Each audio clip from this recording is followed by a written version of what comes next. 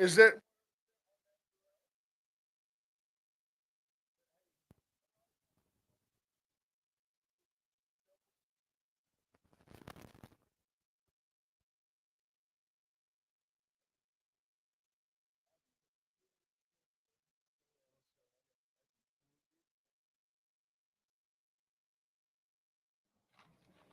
Hey, good morning, folks. Welcome to the Wade and Carter Show. Ash Brent here with you on a Thursday morning. Glad you're all here.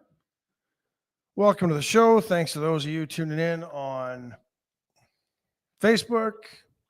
for the anti-music crowd? You should be happy. Now, Bobby, you got sound now? It's sounding like it's coming through. Yeah. Yeah, okay. So, all right. Yeah. I don't know what happened with Everybody's a music. critic. You ever notice that?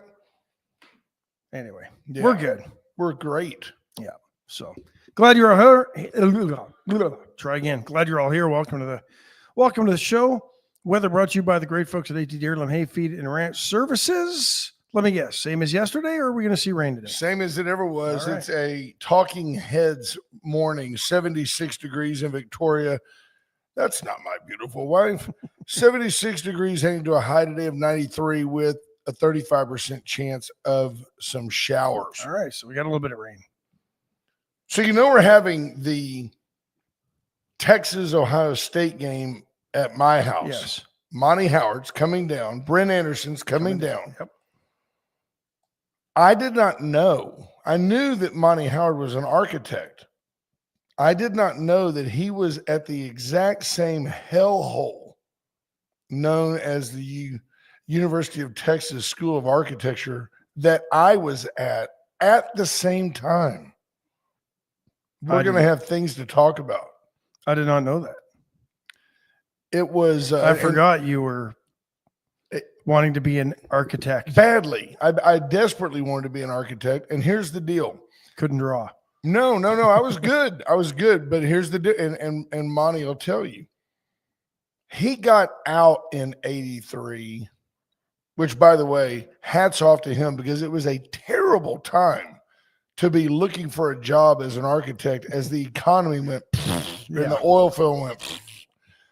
And in 83, when I was pulling all-nighters and as a naive little Baptist kid, I was watching my peers, snort crystal off their desk to stay awake all night. And I'm in there like trying to draw something on butter paper.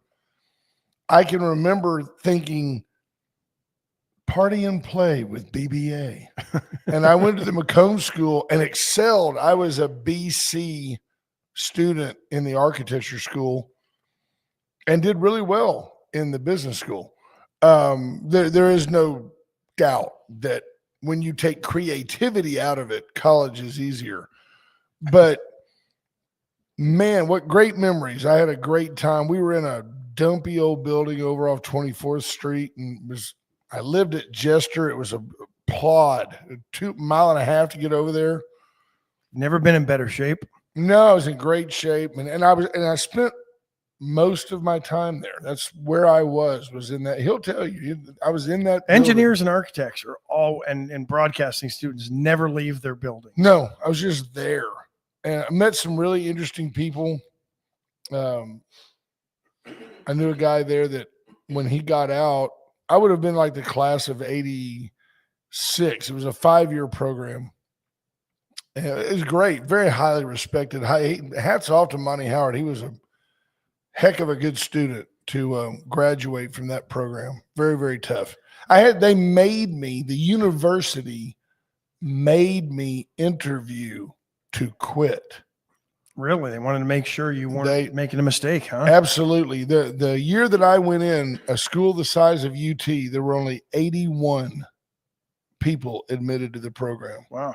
81. That's why they wanted to make sure you weren't making a mistake. I took up somebody's spot for the better part of 3 years, and I said, I'm gone. I'm just done.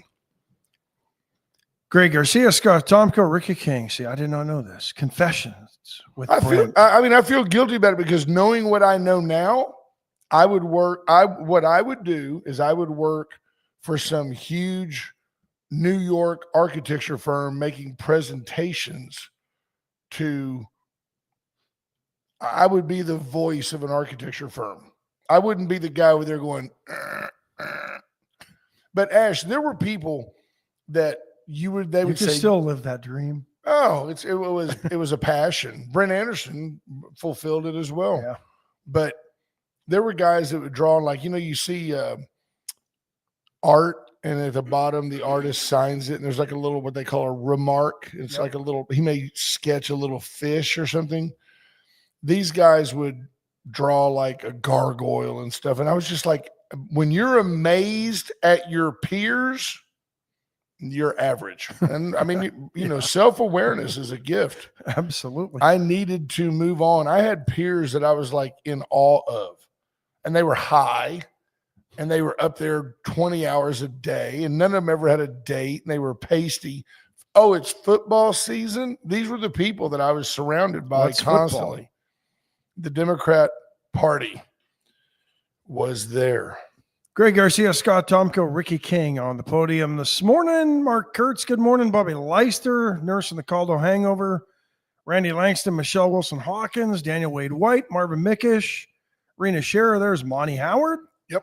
Scott Tomko, Linda Chris, John Anderson, Junior Samples, Tammy Williams, BJ Nelson. She's on I-10. We're big on I-10, wherever that is. Tammy Keeling, Micah Patton, Bobby Sparkman, Stephanie Connie. Funky. Trey Molina. Junior Samples, Judge Posey, Amanda King, Sarah Elkins, Ed Stewart, Scott Snow. Good morning, Mandy.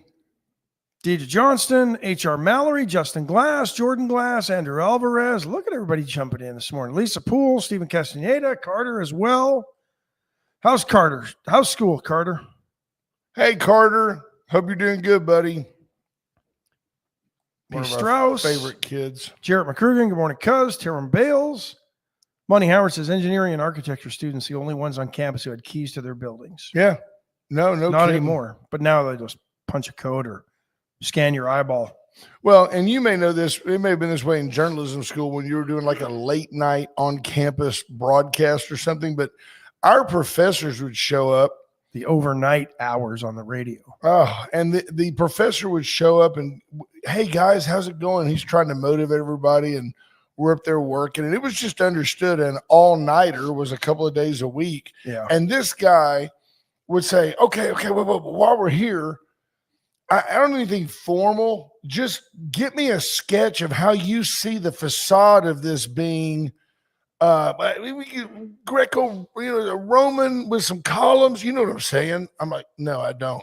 And there was no internet. You couldn't just go Google up, hey, Chat GPT, show me what a good-looking Roman column looks like. Yeah. I'm not exaggerating. It was like brutal. Overnighters were the best in broadcasting because we didn't have to follow the format of the station. We could play whatever we wanted to. Right. But the other thing, when you got into the TV side of things, nobody was in the editing suites. So you could get a lot of work done from about midnight till 2 a.m. Right. Nobody was bugging you. Nobody was standing outside the door doing this, waiting for putting pressure on you. H.R. Mallory says Brent saw the writing on the wall. He was going to spend the entirety of his professional career calling Aggies his boss at the architecture firm. They learned in a much uglier building, but still in charge. Now, A&M has a decent, really good. They have a really good architecture school as well. I couldn't. I tried to, what do you call it? Demean it, but I can't. It's really good. Good school. Both of them are excellent. Tommy Kingston, Brad Mitchell. Good morning. So, let's start here. Why don't we? I'm now boycotting. I used to just avoid. Now I'm boycotting Cracker Barrel. I'm not going. I don't like woke. I don't appreciate woke. So I'm done with Cracker Barrel. This is from Chris TV. There's the source. Give me his mic. Cody's in the studio. Well, if you look at your screen, I'm hoping Ash is putting it up now. Is it on? That's what's on Facebook? Yep. That's what's they up there. took the old iconic, for those of you that don't know it, crackers used to ship in barrels. And What? yes, and that you could open the lid, the wooden lid, and reach in and get you some crackers and then leave. And that was part of the old general store. And it's Americana at its very most basic. And crackers were cheap. And it was Sustenance. before you just showed up and got your own tortilla chips out of a plastic bucket. You received crackers out of a barrel.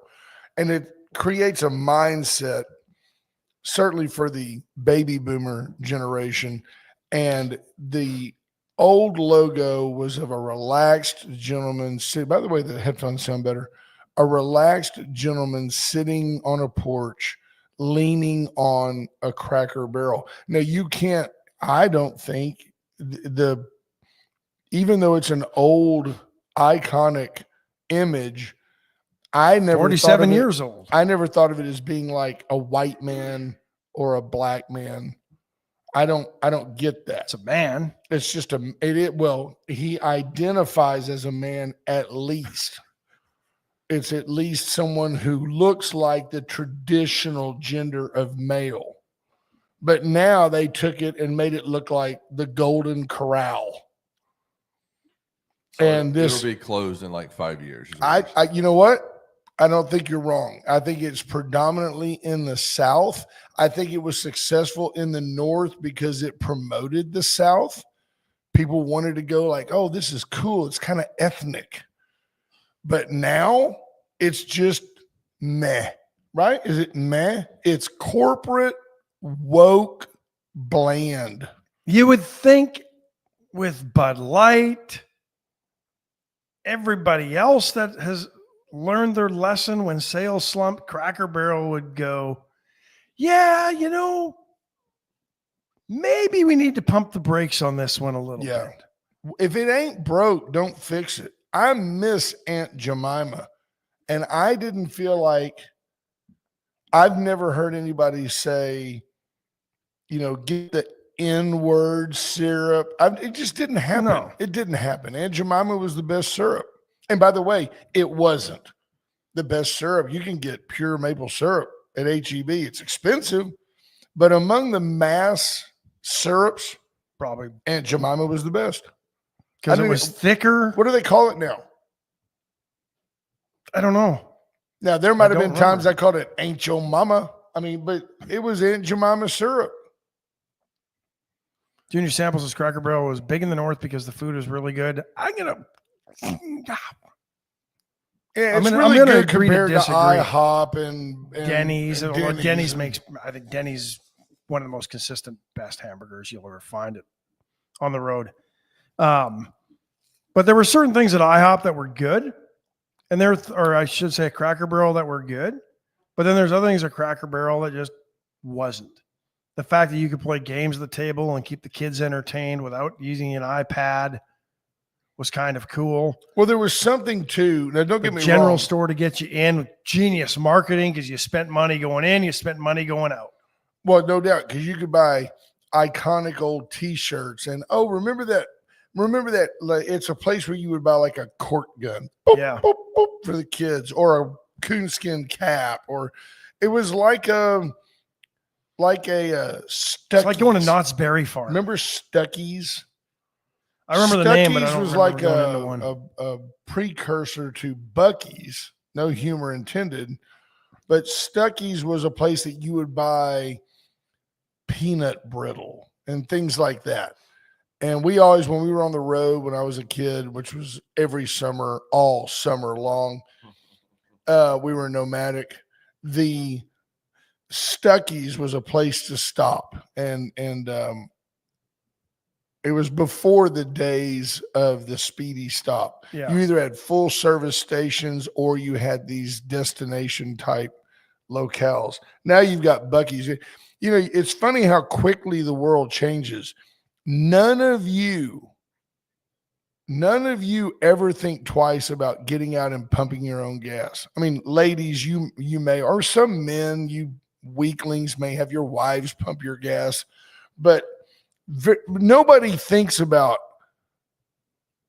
I can remember Unless you're in Oregon or New Jersey where you have to, by law, let somebody pump your gas. That's just a union throwback. I hate that as well.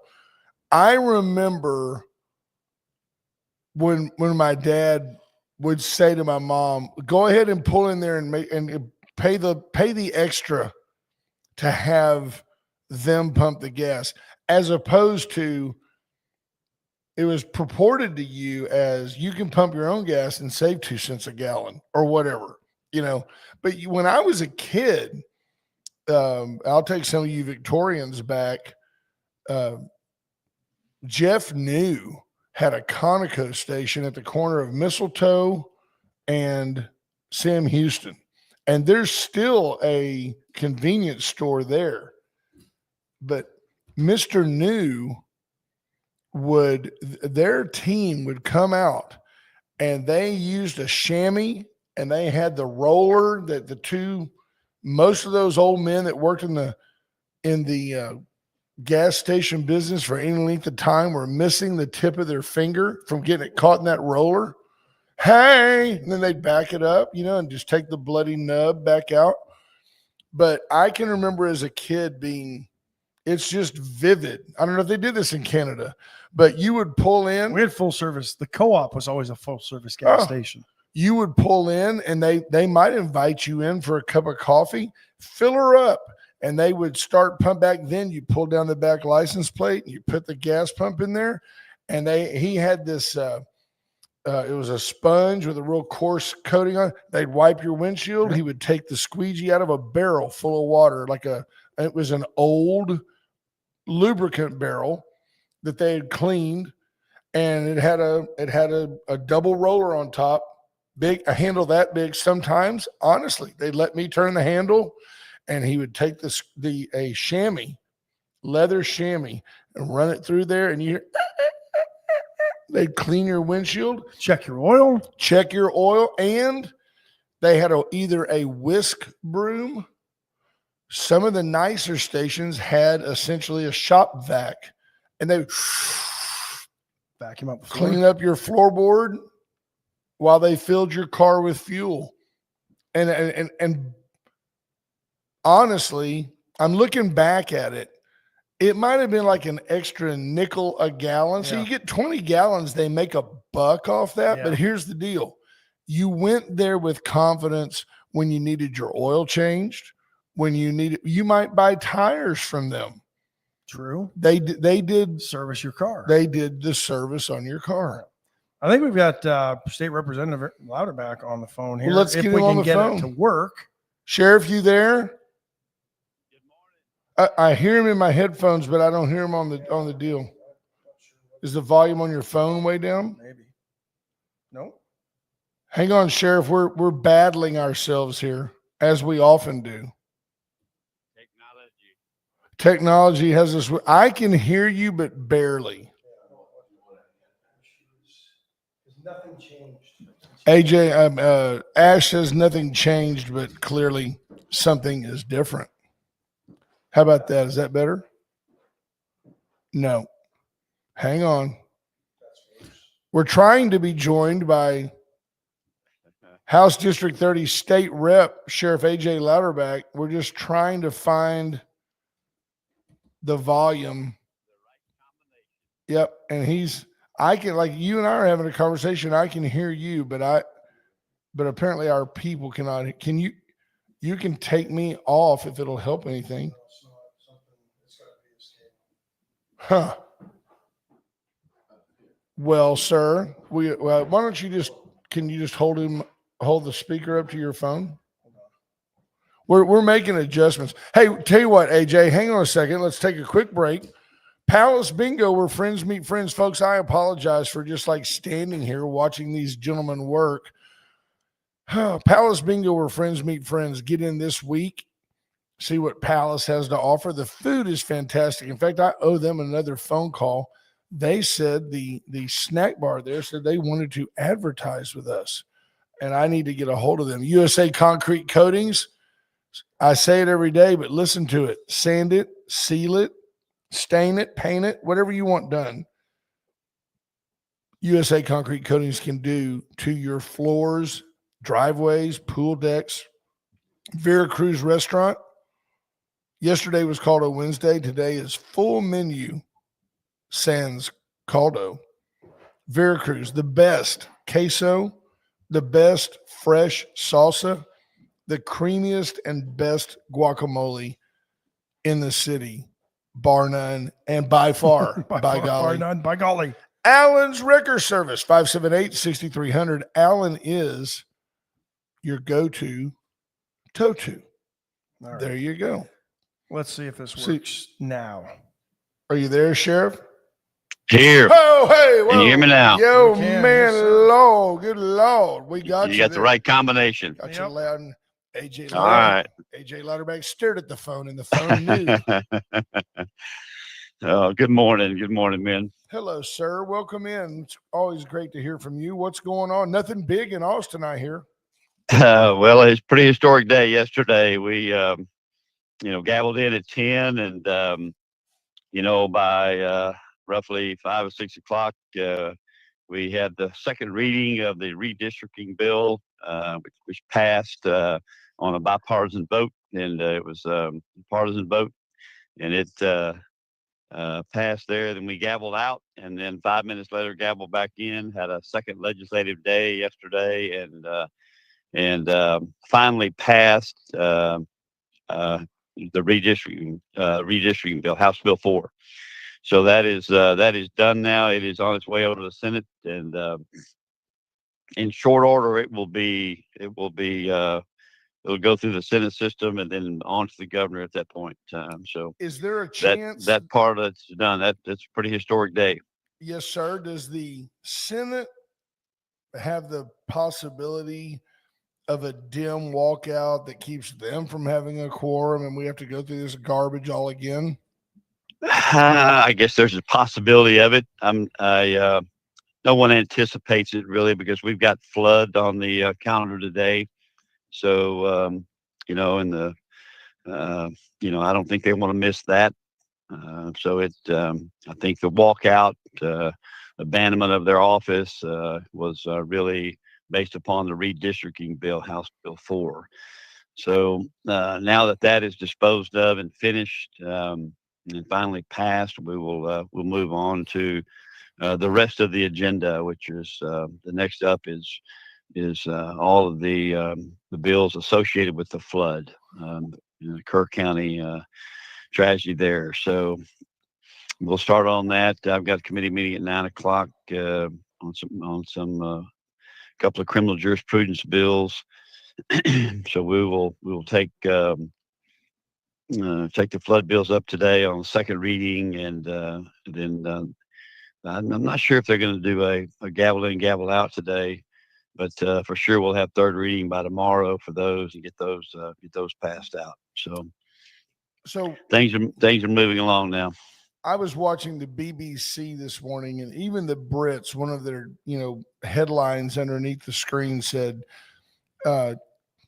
Texas approves redistricting map that favors Republicans.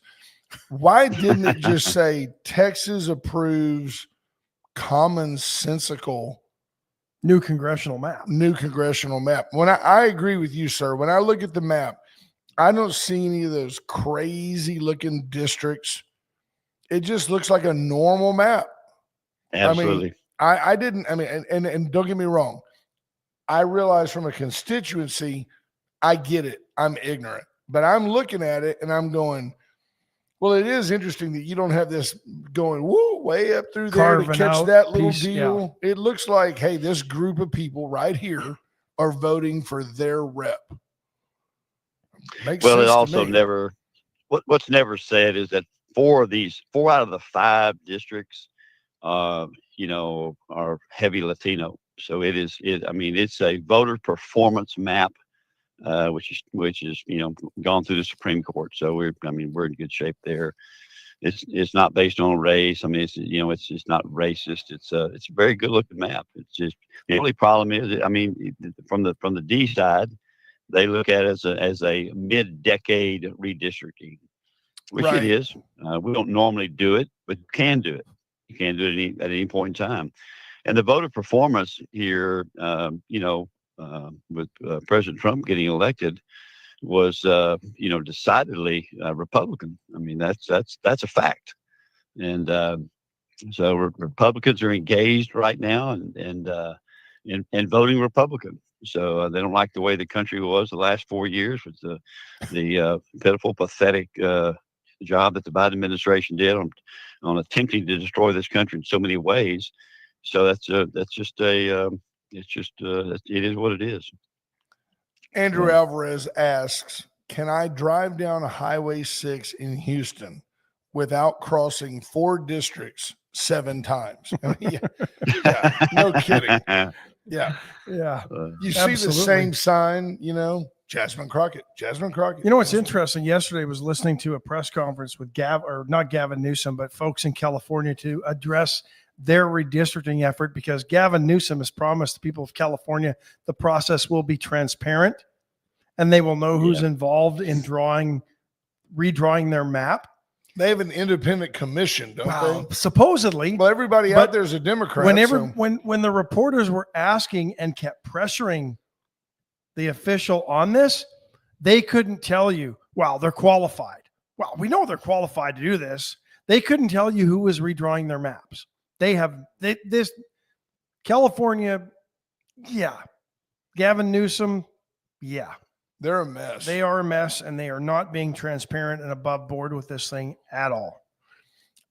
I do struggle, Sheriff, with the idea that, sometimes I've said that, and I hope I don't get picked up for it, but I've said that Donald Trump at times is his own worst enemy, some of the things he chooses to say. And I found it interesting that Greg Abbott said, we just passed the one big, beautiful map. It's almost like I'm going to throw this in your face and you're going to take it. Fire. Here's the kerosene. Right. And I just kind of went, because we all agree, or you and I at least, which is all that matters to me, you and Ash, we agree that it's a fairly drawn map. I don't think it has to be a neener. We're the Republicans and we just took something from you. No, it's got a lot of great points about it. It only affects really 5 races, and it could possibly put an additional 5 seats under Republican control. But and that's just based on voter performance, and it's based on what we as Republicans and how we govern. So that's the important part about it. And there's the point. We gained 5 additional seats that could be Republican. There's no guarantee when we go to the when we go to the ballot box the next time there's a federal election that is in 26, that those seats will become Republican. That's correct. Shift gears and tell us what types of legislation and what you're expecting regarding flood. What are we looking at? Well, we've got quite a few. I think the first thing is some more regulation on and some more information gathering on the camps themselves, and to make sure that safety procedures are observed. Make sure there's a couple of bills on identification process in the event that something like this happens. You're having accountability of your children. So that's going to be a Darby bill that's coming, and then you've got a number of bills which address a number of issues that became readily apparent during the tragedy, that on House Bill 2. So from the JPs, from their role in a multi-casualty, mass casualty event, on what they can do and how we can clean that up. Make that a whole lot more efficient. There's some Tatum things that we can clean up on some bills that are in House Bill 2, and then we have a major bill, House Bill 3, which is now basically a communications bill, which is a monumental bill in effect on how we've been affected by operability and interoperability on land mobile radio and radio communications. So it's a very good move there to start the pathway to a operable and interoperable situation. So those are the heart and soul of what's going to be on the agenda today, what's going to be on the calendar today. So it's a good day. I think we'll get through second reading on those pretty effortlessly. There is bipartisan support of that, and so I mean, there could be some amendments and different things, but should go smooth today. Did the governor during this session want to address property tax relief at all, or is that completely off the table right now? No, I think down the list, there's some other things. I think the new call that was put out the other day has some different things on it. I think there were 3 new items that were on the new call for the special second session. So, those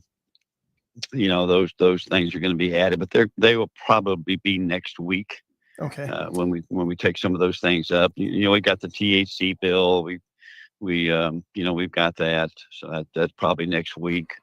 The rest of this week will be focused, I think, on the all the different flood bills that will be coming through. Well, So I'm sure you guys will vote today at lunch to not be there tomorrow, won't you? well, Right. now I don't know. I'm not sure. We're visiting with our state rep, Sheriff AJ Louderback, and Sheriff, I share something with you. Crystal Map says, "Thank you for your awesome leadership, representation, and work. We love you." And well, thank you, Crystal. And I want to pass along, but right man, right place, right time.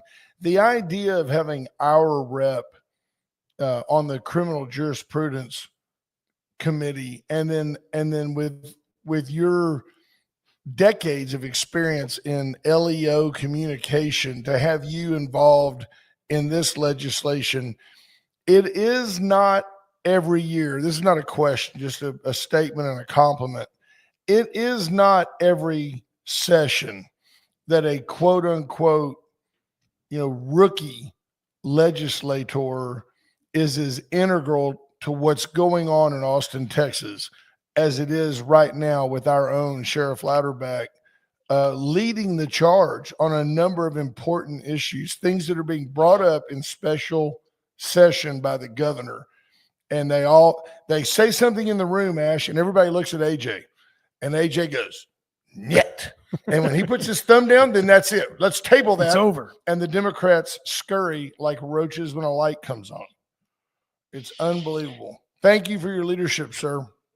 Well, thank you, and thank you for those comments. I have had some very good things that have happened, and it's working out well.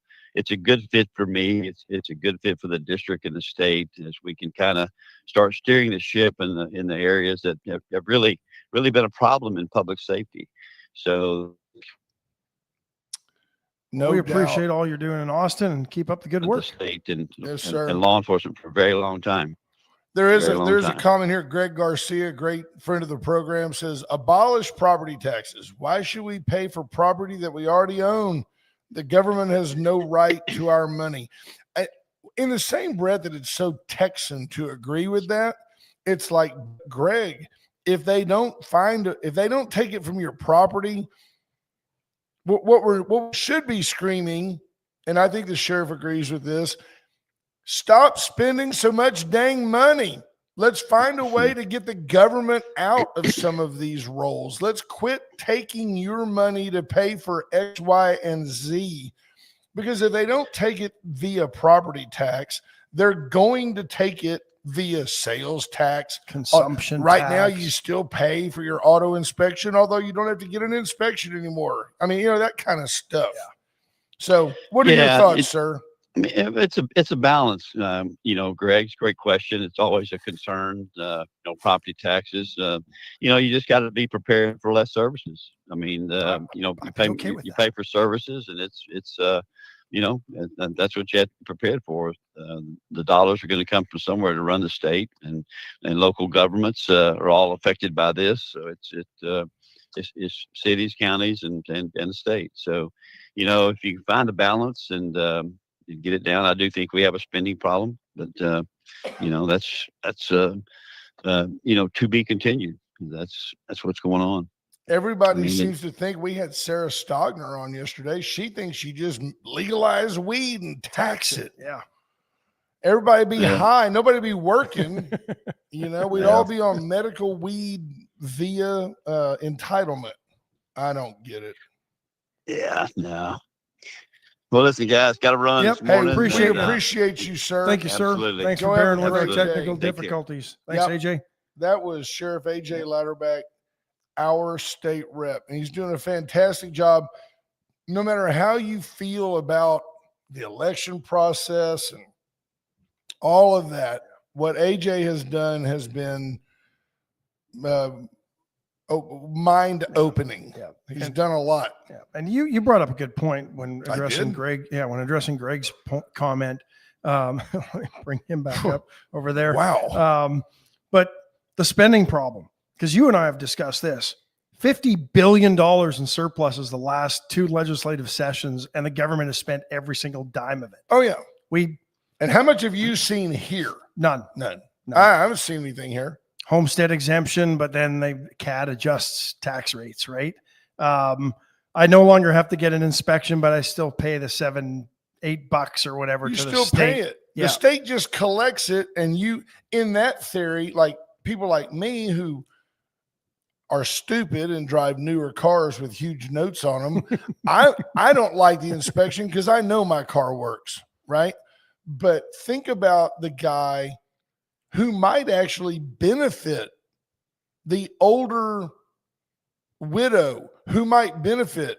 Ma'am, did you know that your brakes are terribly worn? They benefit from that $7.25 inspection. Yeah. Now the government says, just send us the $7.25. If they were really actually doing an inspection as they were supposed to, and That's not just giving. did, Yeah, no.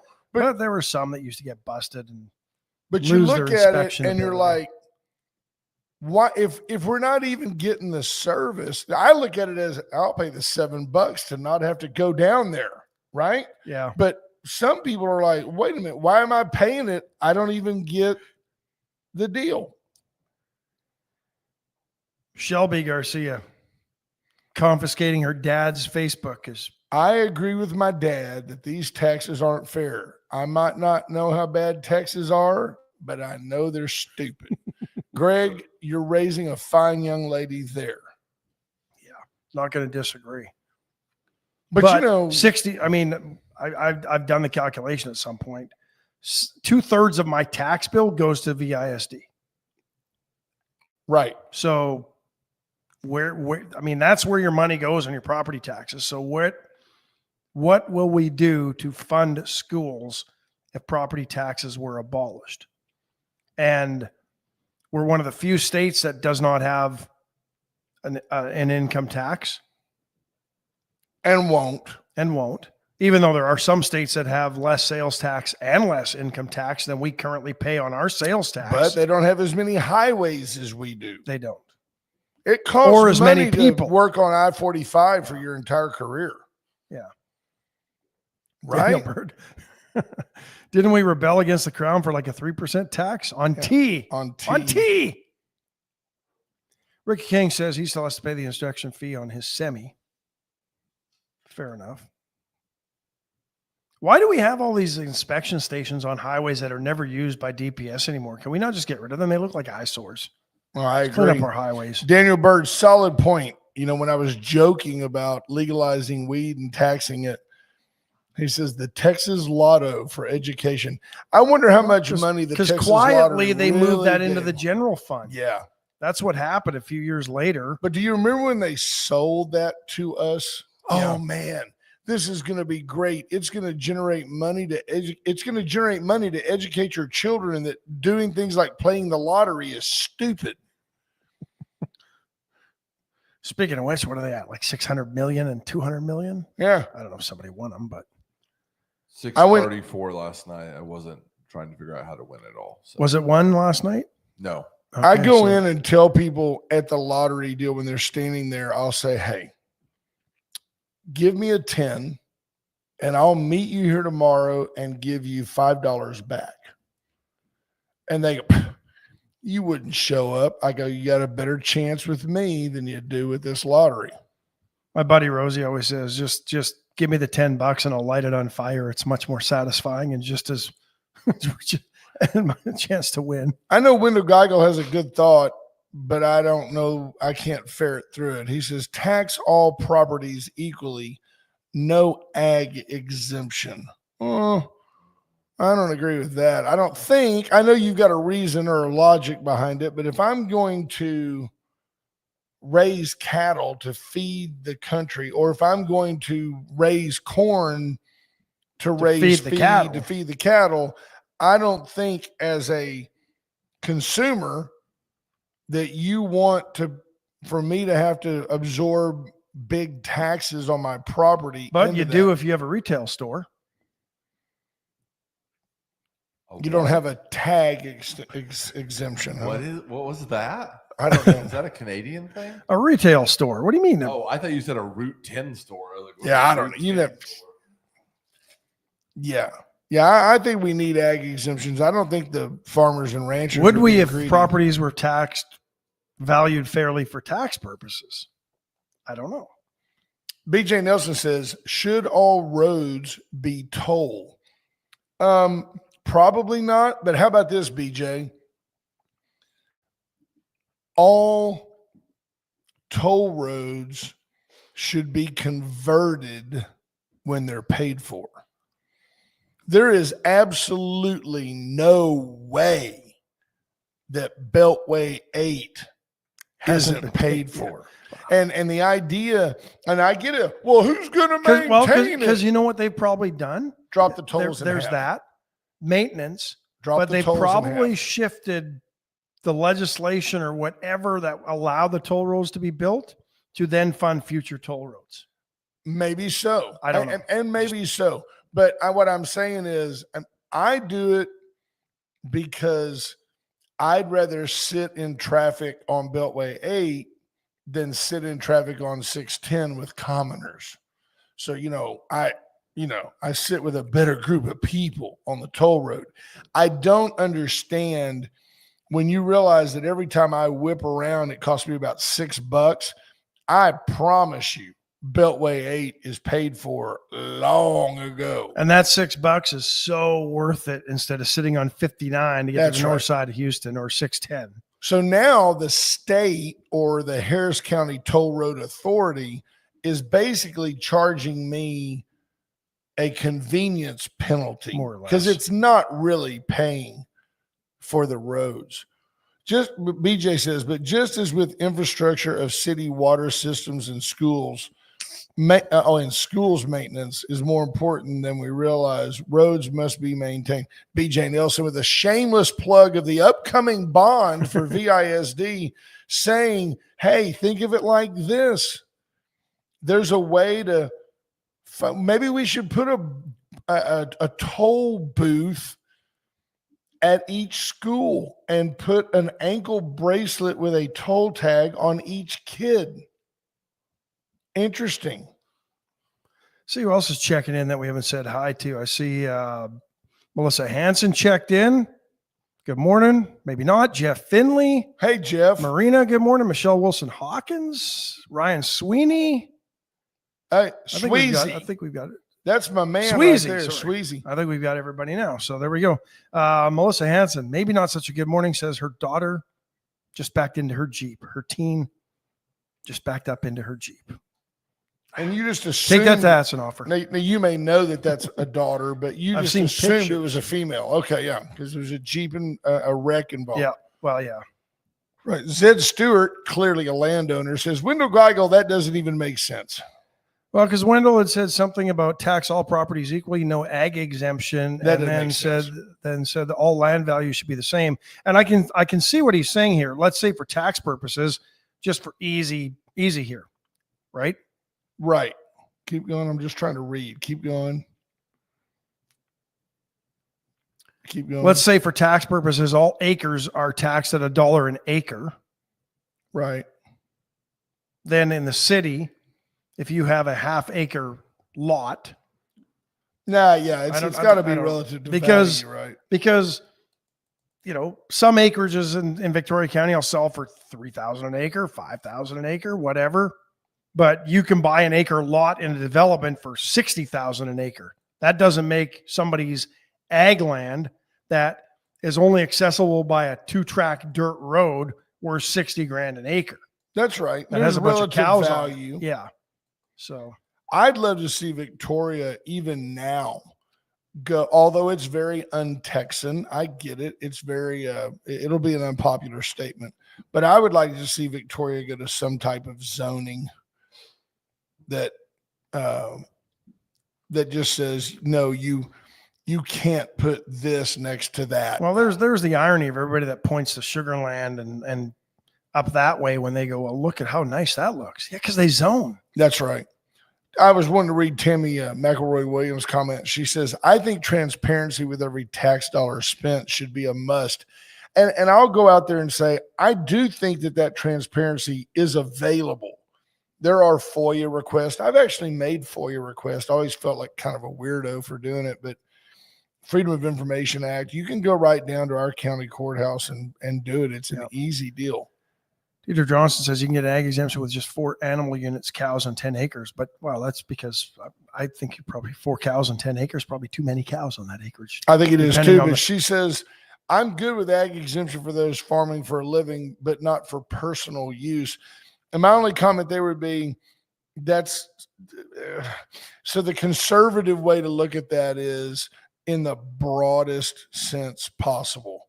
If you want to narrow it down and say, you're just a rich fat cat who has 20 acres off Parsons Road and you're just, avoiding taxation. Good for you. Avoiding taxation is smart. Evading taxes that you owe, criminal. Big difference. If you want, as you know, if you want to maintain 20 acres and take care and vet and feed and supplement with hay and provide vitamins to a bunch of cows to avoid $500 a year in taxes, more power to you. I'm good for it. There you go. I think you people are in the weeds about stuff that's minuscule. The root of the problem is spending. No doubt.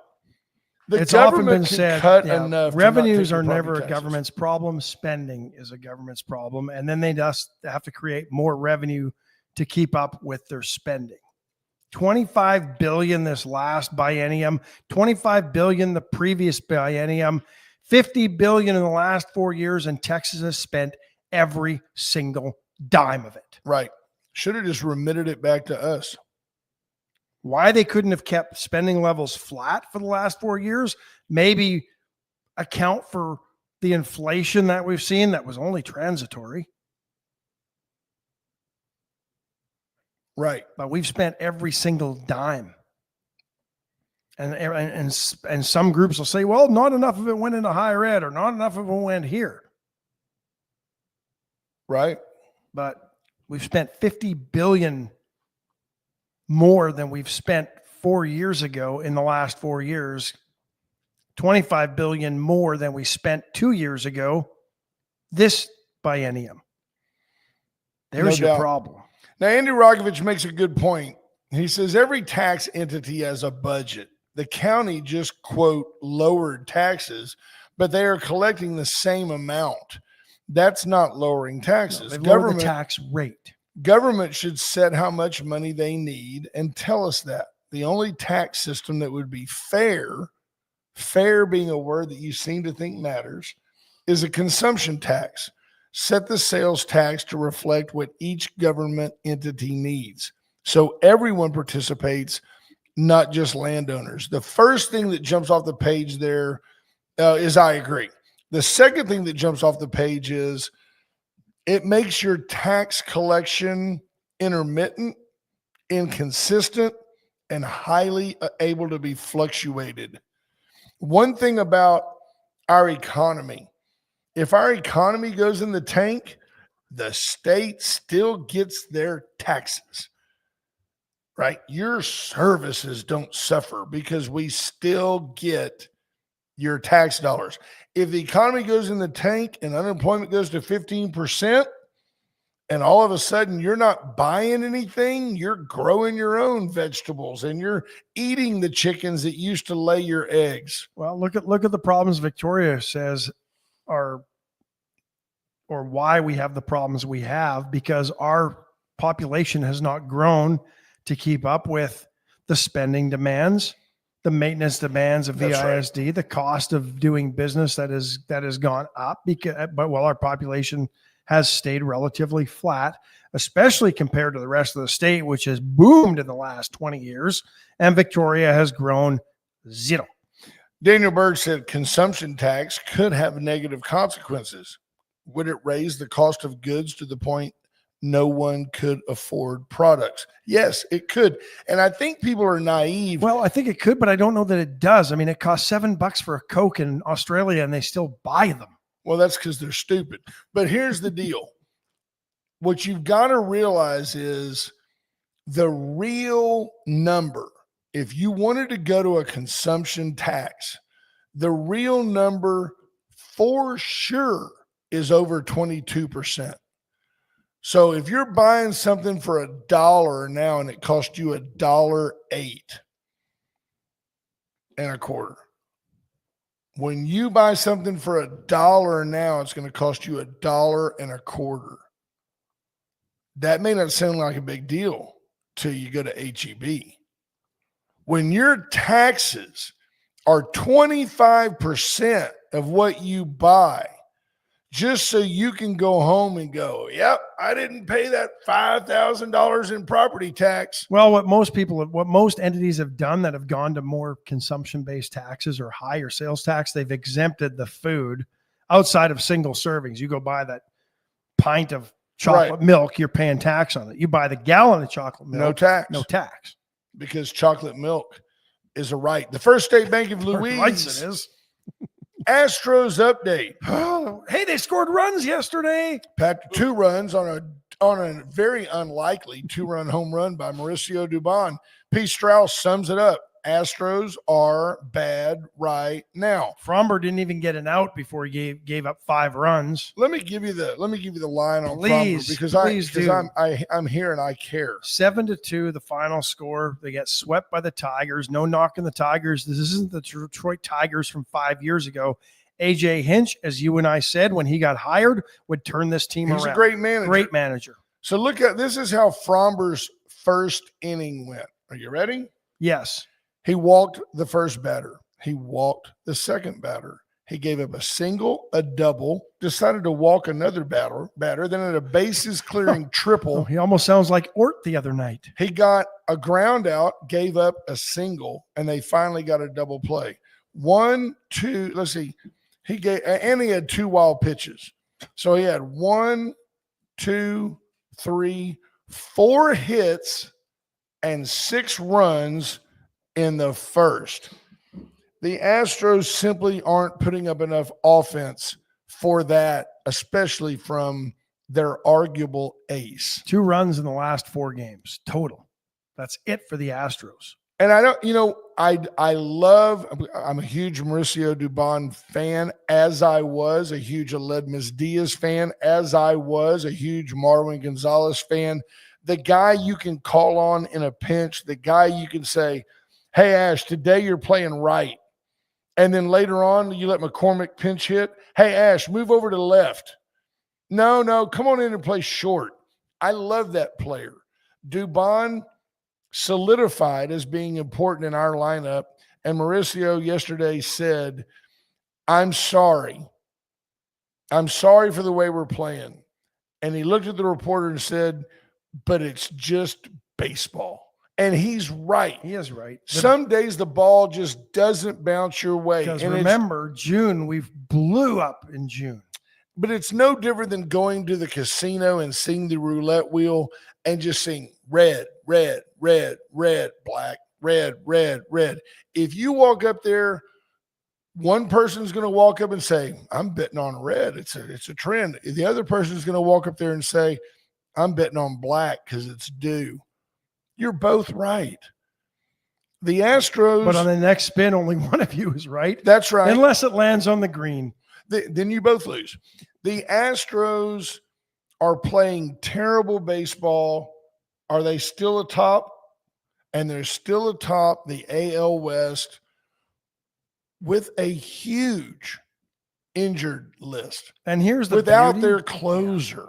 Seattle they got to within a sniff, and they're still a game and a half back because the Mariners have lost 5 in a row. Yep. And the Astros have lost 4 in a row. I mean, it'd be nice if we would have won a couple of games in there, put a little more distance, but boy, it's going to make September fun. We've got a pennant race in the AL West for the first time in forever. And there's no getting around the fact that Detroit is good. They've won 76 games. I mean, they're good. They have the second best record in the major leagues. They're no slouch. And I'm sure that team likes beating the Astros for Skipper, for Hinch. Absolutely. So I will in tell Baltimore you, this weekend, I hope. I will tell you that as much as I was excited for the way we got him back, for the price we got him back, for the hot bat he had to start, I'm hopeful that Correa is not having a negative impact in our locker room. 4-game set in Baltimore this weekend for the Astros. They did not fare well against them at home last week. Baltimore is good. But hopefully. Man, Baltimore give me got some off to, good Baltimore news. got off to a bad start. We got all these things up here. Find me some good news. Something. Well, I think it's funny that Hurricane Erin is the only storm in the Atlantic hurricane season so far that is even coming close to the U.S. It's going to bring some wind, some rain. The East Coast of the United States is extremely soft when it comes to hurricanes. The Gulf Coast of Texas, Louisiana, Mississippi, Alabama, Florida, these people are hardened. They are storm-hardened people. The people in the Carolinas, and no offense to John Anderson because he's a Texan, it's like it rained almost 3 inches today in Hatteras, Carolinas. Oh, the Outer Banks are getting wet. Quit whining. Outer Banks have been getting wet forever. Yeah. They're saying, well, we may see waves of 20 feet or higher in the Outer Banks. Surf's well, we're going up. to see That's what they say storm in force Galveston. winds. Yeah. Tropical storm force winds, 320 miles from the hurricane's eye. That's what, 45 miles an hour? We see that when a norther blows through here in the winter. See that on Colony Creek's back nine. Exactly. Come on. Rip currents and storm surge. Stay out of the ocean. Jim Cantori goes over there for the food. Come on. But they are ramping up the fear for a storm that is not going to make landfall. Right. And is they're actually running specials on Hurricane this. Katrina now. Yeah. They're comparing this with, wow, this one, if here's some of the stupid reporting on this one. If this one made landfall, this is what would happen. Come on. Right. They have nothing else. Landfall. It's all fear. There's pure speculation and conjecture. If this thing ain't making landfall. It's always about fear. The government and the media want you to live in fear. I'm asking you now, objectively, what, if anything, have you honestly felt from the hiring of or the non-hiring of the 10,000 IRS agents? Anything? What have you personally felt from the Doge-related cuts to the Department of Education? Anything? Any of you VISD teachers, do you feel less fortified because the DOE apparently is winding down? So what about Are they though?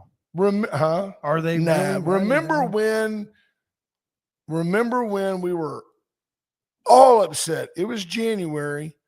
We were all upset about the air traffic controllers. Where did that huge dilemma? It was as big as the polar ice caps melting. Where did that go? By the But way, did they hire 'em? Greenland the other day had like 2 million feet of snow added to their overnight or something like that. Crazy number. Yeah. It's funny. That's a Greenland lot of snow. It is. Greenland isn't green and Iceland isn't icy. Yeah. John Anderson says he's laughing, but he says North Carolina has been hit by more hurricanes than Texas and Florida at this point. You're right, but they're not really being hit by a hurricane now. They're just like, whoa, man, surf's up. And they made a big point of being ready for it yesterday. We've got high water vehicles stationed. We've got helicopters ready to go in Georgia next to us in case we need them. Yeah. I don't know. Folks. The reporting this morning was so irresponsible in my mind. If the forecasts are that bad, we need better forecasters. No, stop putting stupid data into the models that apparently creates the forecast. No, 2 places that you can be wrong consistently and keep your job: a Democratic voting district and the weatherman. Folks, we hope you have a great day. Today's going to be a great day if you make it a great day. Go get them. Avoid taxes. Don't spend money. Be good, folks. Bye-bye. Well, I've been kicked out of might near every bar around.